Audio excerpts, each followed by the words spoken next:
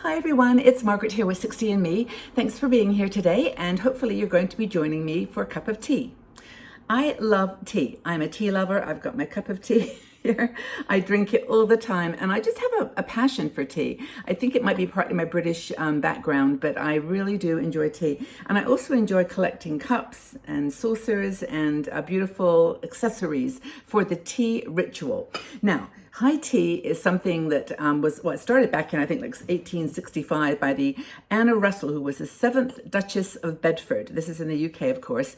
And, it was an opportunity, I think, for women in that time to sit down in the afternoon, to take a break and have a cup of tea with their family and friends. And it was an activity that took on more than just some tea bags in hot water. And suddenly that quote has come into my mind, though, that thing about you don't know how strong, women are like tea bags, you don't know how strong they are until you put them in hot water. And I think there's some real truth to that. There's a fascination with tea. Now, Mike Pekanik, one of our bloggers, wrote this article on the tradition of high tea, but how to perhaps consider making it a more healthy activity, because right now it's pretty much tea and traditionally cakes and sandwiches, and I'll talk a little bit about the British tradition of afternoon tea, high tea. But it is a traditional pastime in the UK. It's enjoyed around the world today. I'm not sure of the numbers, but I think there's actually more tea drinkers than there are coffee drinkers, but it's been more than a drink for a very long time. It's a way of life. It's a ritual. It's something that makes everything well with the world. I know that in England they call it a cuppa. Have a cuppa. Sit down and have a cuppa when you've got a problem or something, a decision to make or something that's on your mind. Just have a cup of tea. It's going to be okay. And I got that in the back of my mind. I remember my mom telling me that she used to put tea in milk in my bottle. That was how I was weaned, from milk, and just introducing a little bit of tea. And that's, I guess, why I have such a passion for tea. But there's tea, high tea, traditional high tea, and then there's like maybe a new modern twist on it, which I want to talk to you. I do want to talk to you about my cup, though. I haven't got any tea actually in here today because I wanted to show you things. I'm going to spill it. But this is a little cup. It's one of my favorites. I bought it at a charity shop, believe it or not, and it had like a little saucer that came with it. It's been broken, but I'm doing the wabi-sabi acceptance of broken things, and it's still in my life. But yeah, and if you turn it around inside, it's got this lovely little touch here. But that was one of the things about tea and high tea, is that the accessories became part of the celebration. The beautiful cup, the detail, the subtle things. But also another thing I purchased, I'll show you again at the charity shop, was this little teapot. Isn't that sweet? I love this teapot. It's actually not as big as it looks. It's the camera that's making it look bigger. But I love it. I really do. And it's got a lovely top on it. I love the detail. But then I bought this, I think it was a couple of dollars, but it was just perfect for making afternoon tea. But then I went back a few weeks later and the same charity shop, and I found the milk pitcher. It's like the matching set. And I think these, at least the cup comes from Pip Studios, which I have no affiliation with and don't even know if they're still in business, but they have a wonderful selection of cups and saucers and plates and afternoon tea accessories. Now, the traditional afternoon tea, and if anyone has ever been on a Viking cruise, they do it really, really, really well. They bring it on a proper tray, a high tea tray, which is 3 levels, like one that you would carry. Like it's got 3 levels of tray, and on the bottom level is usually cakes, and then you've got sandwiches, and then you've got more cakes. It's like 3 levels of goodies.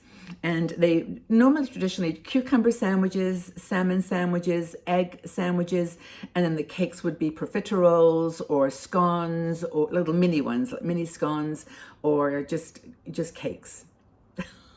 High calorie cakes, and that would be the presentation, and that would come with usually a menu of tea choices, Earl Grey, Assam, English breakfast, chamomile, fruit teas, whatever, and then you would choose your tea. So that's the Viking experience, which I loved. But when you go to a place like in Bath in the UK, they have what's it called, the Royal Baths, and there's like a restaurant where you can book many months in advance if you want to get a seat, where they also bring you the same kind of tray with multiple levels and beautiful teas. I've also had high tea at Harrods in London, which is amazing. But I must admit, one of the best high teas I ever had was in Cornwall recently, and that was just one level of goodies, and the scone was pretty much out of this world. I mean, Cornish food and the way it was made, and it was in a little cafe that was just actually it was in a cafe in the museum in the. I don't know which museum now, but it's Tate, a little Tate in St. Ives, if any of you have ever been there. Anyway, I'm rambling quite a bit because I'm getting into the spirit of tea drinking, which is what this article is about. But what Mike is saying is, what about making it healthy? And we can do this. We don't have to have these, classic high tea, 2,000 calorie servings. We can actually do a couple of things. One is we can offer caffeine-free tea. So we don't have to have that high caffeine dark tea. We can have herbal teas, herbal or herbal infusions where you've got like lavender and rose, or I don't know, anything that's a mixture, elderflower. There's some really beautiful fruit. I think they call them tisanes, or they're just infusions. Wonderful. Instead of having a tea with milk and the high calorie, high caffeine approach, pear. There's all kinds of wonderful teas. You can say that besides the drink options, which is like one of the key elements of it, you can actually include antioxidant teas that are like green teas, matcha tea, Japanese powdered teas, really essential, really, really cool drink options if you want something a bit more healthy. The second thing is to eat wise. Now, replacing these scones with the cream and jam is not going to be an easy one for me, but maybe a small mini scone and a fruit platter.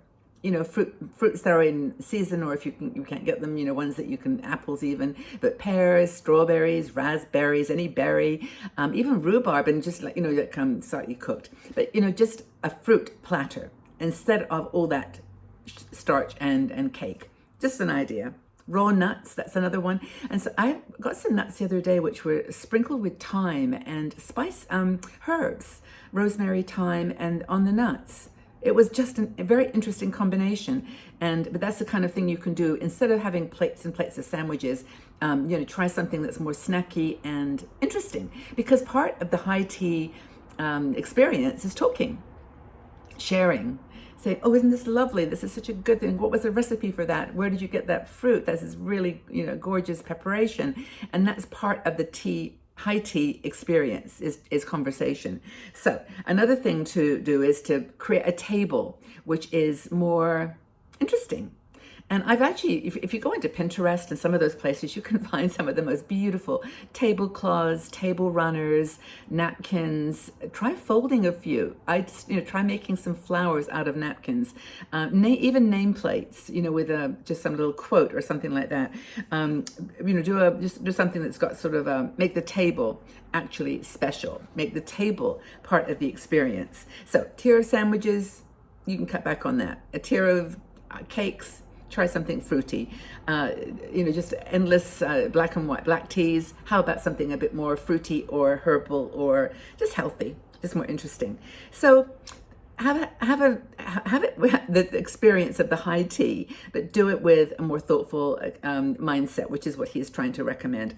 I don't know whether I'll accept that 1000%. I will do it occasionally because I think it's more interesting to have a tea experience that's diverse, but I still like the scones, and I still like my Earl Grey tea, Lady Grey tea. But the final thing that he mentions, which I think is kind of cool, is dress up.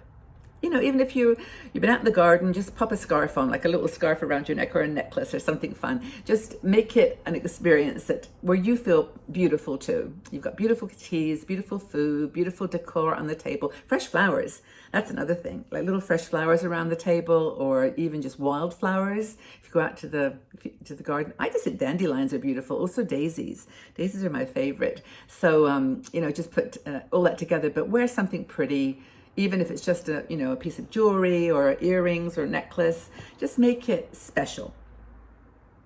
Do you do afternoon tea, 3-ish in the afternoon? Is it something that you do as a regular habit? I'd love to know what you've done to make it more modern and more interesting. What kinds of things have you added to the high tea experience? I hope that you enjoyed this. I would actually like to invite you, by the way, to join our Patreon supporters group. We have got so many women joining us there now. It's just wonderful. And we sit and have, well, we have virtual tea. It's called we have friendship lounges twice a week. And it's just like having a high tea. We sit there and talk. I mean, I'm usually drinking tea. Someone else is drinking coffee. It's different time zones. But it's just patreon.com/sixtyandme. And that way you're supporting 60andme and meeting new friends, which is really cool. Okay, everybody. Well, I hope that you've enjoyed this little chat. Tell us about your English classic tea ceremony and what you're doing to make it different for your lifestyle. Have a fabulous day, everybody. Enjoy your high tea. I'm going to drink my cup of tea here. Take very good care. Bye-bye for now.